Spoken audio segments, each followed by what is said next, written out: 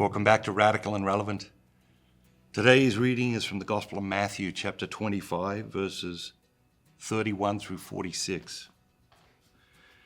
And Jesus said to his disciples, "When the Son of Man comes in his glory, and all the angels with him, then he will sit on his glorious throne. Before him will be gathered all the nations, and he will separate them one from another, as a shepherd separates the sheep from the goats.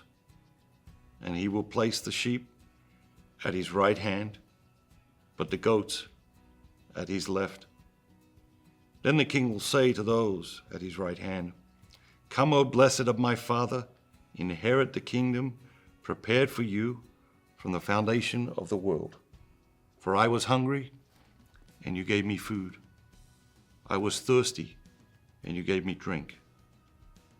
I was a stranger, and you welcomed me. I was naked, and you clothed me. I was sick, and you visited me. I was in prison, and you came to me.' And then the righteous will answer him, 'Lord, when did we see you hungry and feed you, or thirsty and give you drink? And when did we see you a stranger and welcome you, or naked and clothe you? And when did we see you sick or in prison and visit you?' And the king will answer them, 'Truly I say to you, as you did it to one of the least of these my brethren, you did it to me.' Then he will say to those at his left, 'Depart from me, you cursed, into the eternal fire prepared for you and the devil and his angels. For I was hungry, and you gave me no food. I was thirsty, and you gave me no drink.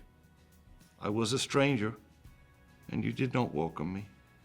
Naked, and you did not clothe me. Sick and in prison, and you did not visit me.' Then they also will answer, 'Lord, when did we see you hungry or thirsty or a stranger or naked or sick or in prison and did not minister you?' Then he will answer them, 'Truly I say to you, as you did it not to one of the least of these, you did it not to me.' And they will go away into eternal punishment, but the righteous into eternal life." So it's a long reading today. What is it that jumps out at you? Is it a word, is it a phrase, or an idea? Two things jumped out at me. The first was this phrase, which has always struck me as just beautiful. King will say to those on his right hand, "Come, O blessed of my Father, inherit the kingdom prepared for you from the foundation of the world." Come, O blessed of my Father. How beautiful is that? But what really struck me today was the idea that the righteous, which interestingly is a word we don't use, and when we do use it in our culture, usually in a negative connotation,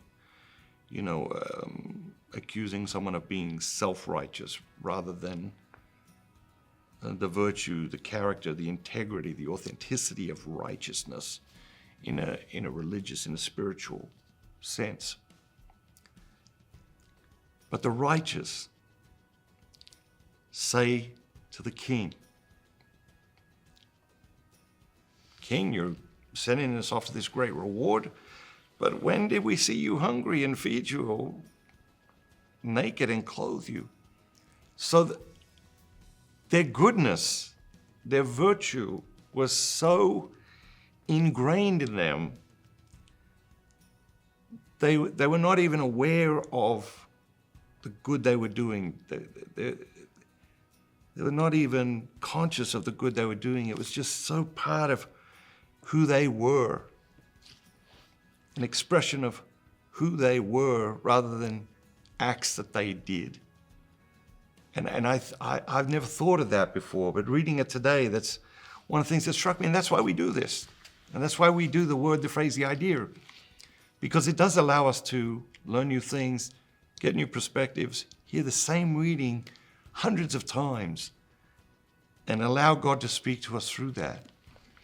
And so when the righteous say to the king, we didn't feed you, we didn't give you clothes, we didn't give you water, we didn't visit you in prison. And then the king says, no, you did. Any time that you did these things, even for the least among you, especially for the least among you, you did it for me.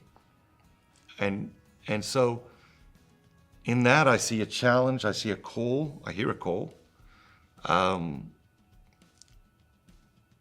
our goodness becomes so much a part of who we are that it isn't, oh, I'm going to go and do this good thing, that isn't required.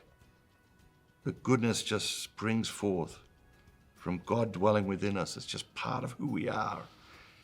And the other option isn't even an option because we become so committed to the right path.